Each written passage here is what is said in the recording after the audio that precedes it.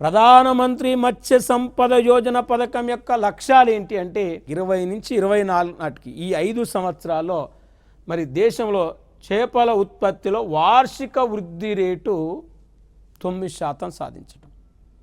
అంటే 2024 నాటికి చేపల వార్షిక వృద్ధి రేటు 9% సాధించాలి.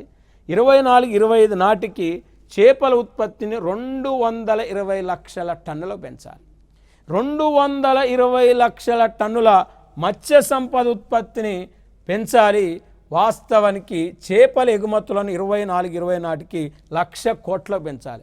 1,00,000 కోట్ల చేపల ఎగుమతులు పెంచాలనేది కూడా ప్రధానమంత్రి మత్స్య సంపద యోజన పథకం యొక్క ఆశయము, లక్ష్యంగా చెప్పడం.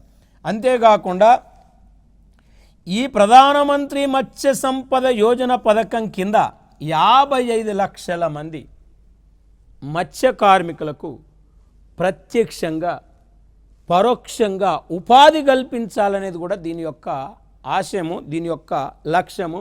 ఇంకా చేపలు పట్టువారికి అంటే చేపలు పట్టేవారికి మరి సముద్రంలో చేపల వేటకి వెళ్ళి మరి అక్కడ సముద్రంలోనే మళ్ళీ తిరిగి రాక అకాలంగా మరణిస్తే వాళ్ళకి ఇన్సూరెన్స్ సదుపాయం కూడా కల్పించాలనేది ఈ పథకం యొక్క ఉద్దేశం, ఈ పథకం యొక్క ఆశయంగా మనం చెప్పొచ్చు.